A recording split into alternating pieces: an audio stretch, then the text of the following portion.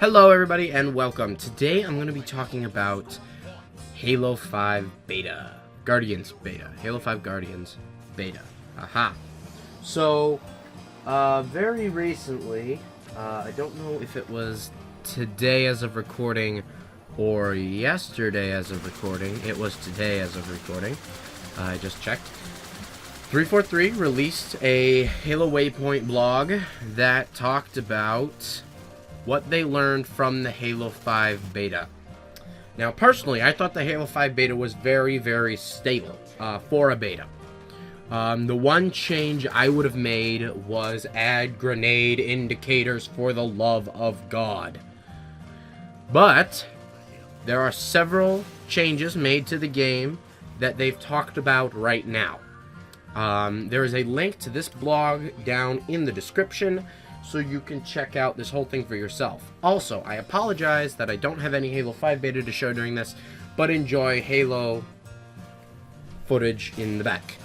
Okay, so our first category is Spartan abilities. They start off by talking about how not a lot of people like sprint in Halo, but they wanted Halo to evolve. So the biggest thing out of all of this is all Spartan abilities, sprint, thruster pack, ground pound, Spartan charge, what other ones do we have? Clamber. All of those will be able to be toggled on and off individually in custom games. Boom!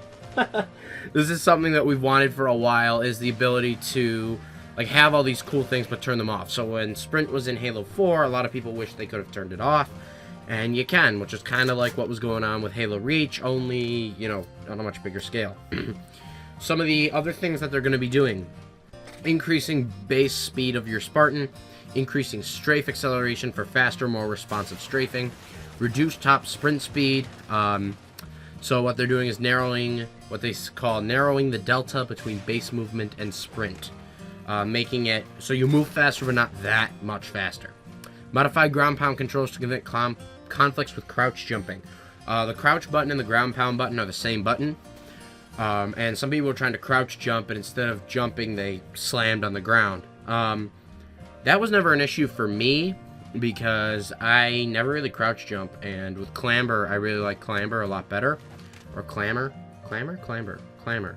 Clamor. That's a weird word. I like Clamor better, but a lot of people are iffy on it because, you can't shoot or anything with crouch jumping is just right up there. So, anyway. It's Clamber, by the way. The word's written right here. General tuning and bug fixes for all Spartan abilities. Just, general things. Making them a little more stable. Alright, going down to weapons. They introduced Smart Link in Halo 5. They want it to feel more natural than just, you click a button and you zoom in. What they want to do is balance the weapons to make them effective zoomed in and zoomed out. So the DMR isn't better zoomed in. You just get a closer view of your opponent, and it's, a little more directed. They want them to be exactly the same. So they're going to be playing around with it. The Hydra was one of the most confusing weapons. Hard to use. People started realizing about how you can curve shots around corners with locking on and aiming in and all that stuff. So they're going to buff the Hydra to make it more effective out of zoom. Because otherwise, it's just kind of derpy. It's just a little pew, pew, pew. There's not a lot of collision, really. And it's really kind of crappy if you don't zoom in. Sorry this is all combined, but I'm really excited about all this. Whatever. They're also going to be making changes to the weapons following. The sniper rifle. Improve scope experience, making it less clunky and faster to scope. I'm not sure I like this, because that kind of brings in a quick scope feel to the game. And I hope they do something to balance this. Balance a quick scoping. Because that's something that sucks altogether in any video game, but especially should not be in Halo. So I hope something like that they're going to balance out. DMR, adjust the position of scope to improve visibility. So I'm going to guess they're probably just going to play around with the HUD idea when zooming.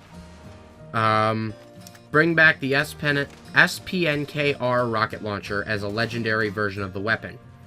Okay, so in Halo 5, they changed up the rocket launcher. They made it a little more modern looking and a little different. I personally think it was time for the rocket launcher to get an upgrade, because it has looked the same in every single Halo game up until Halo 4. Well, up until the beta. I really liked the look. I liked the way it worked. A lot of people didn't like it. Well, Halo 5 features something called legendary weapons. An example of one would be the Prophet's Bane. It's the energy sword, but it looks different. It allows you to lunge farther, you move faster, and it gives you some buffs. So they're going to be putting in the old rocket launcher from every, how it looks in every other Halo game as a legendary version. I don't know if it's going to give you player buffs or not.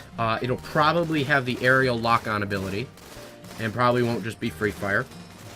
It might even have vehicle lock-on because it is going to be legendary. So it'll give you the ability to put it as a super power weapon on one of your maps. Reduced bonuses for automatic weapons in Smart Link and with headshots. I like that. The AR was pretty powerful in Halo 5, and I really think that needed a twist.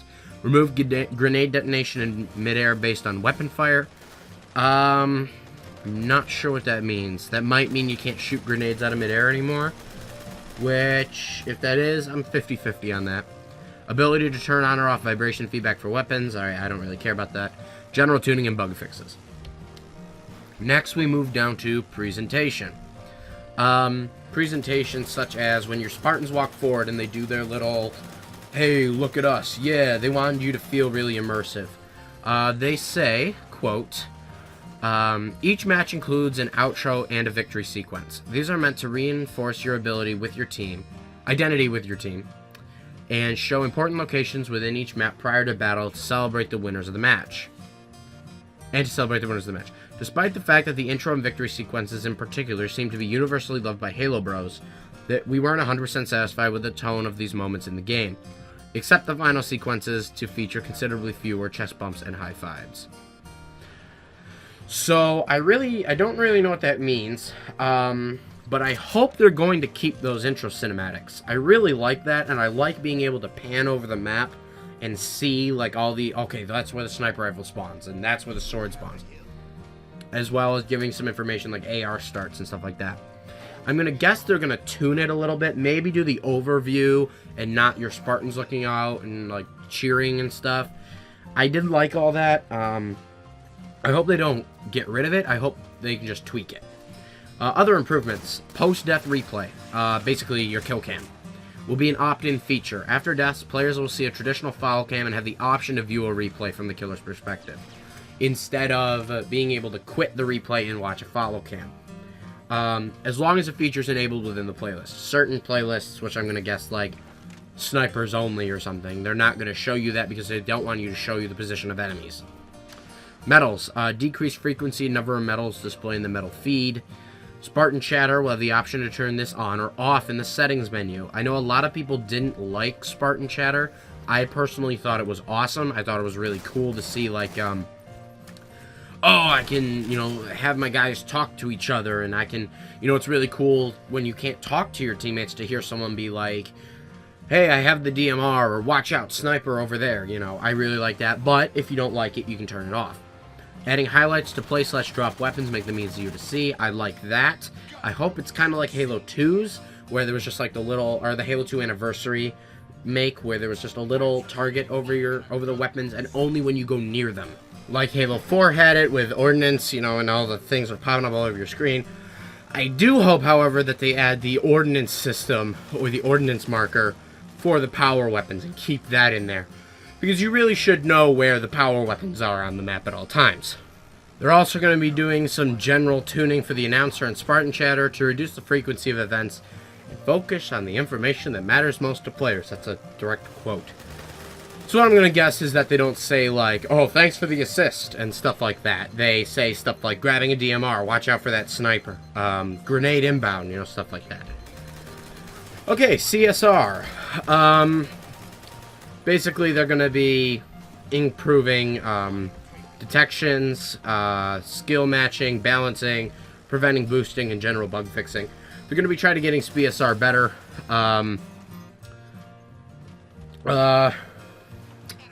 They're saying stuff like bonuses and penalties are based on the relative strength of teams at play. Teams are assessed on their competitive skill at the beginning of the match. You gain more by winning against a team that is considered to be stronger than your own. Likewise, losing to a more skilled team will result in a lesser penalty to your CSR. These gains and losses are further modified by the player's individual CSR relative to teams at play. So if a lower team player gains more than a win from someone with a high CSR. We will continue to refine these bonuses and penalties that reflect on difficulty of each match. So try to make it fair. If you're playing against a super, super good team and you stink, or you're really good but your team's really bad, you know, that's going to be better. So if you lose but you're doing really well, you're going to lose less. Which is kind of what they were kind of showing in the beta. If you lost but you did really well, you'll lose less than if you, like, lost and sucked. And if you won and did really bad, you won't gain as much than if you did really good. Matchmaking.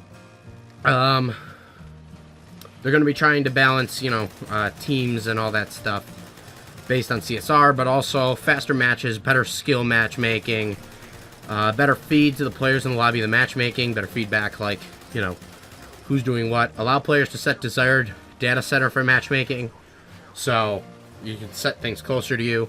Improved party versus party matchmaking. Hide CSR ranks until in match to de-insensitize quitting. That's good. So if you're a CSR rank, I'm just going to use numbers, even though it was tier level 4, and someone's a CSR rank 30, you're not going to want to quit because you see that. That's going to be really good because there's a lot of times when you go, ugh, and you leave. And you're going to punish quitters with CSR penalties and matchmaking bans. That's something I think Halo 3 and Halo Reach did. And Halo's been always really good at tracking whether you quit or whether you lagged out or disconnected. You'll see this in Halo feeds. It'll be like, so-and-so quit, or so-and-so disconnected, or had connection issues, or something like that. So if you're having a really bad internet day and you keep lagging out of games, I really doubt that they'll punish you with CSR or matchmaking bans. You know, if you keep joining and quitting, you're going to get less and less CSR, and you're probably going to be banned from matchmaking because they don't want you to do that anymore. Anyway, that's all the big changes. There are a couple more things in here and talking about stuff like that, so feel free to check out the blog down in the description below. I hope you enjoyed this video, and we're all waiting for Halo 5. Only a lot of months to go, so I'll see y'all next time. Later, guys.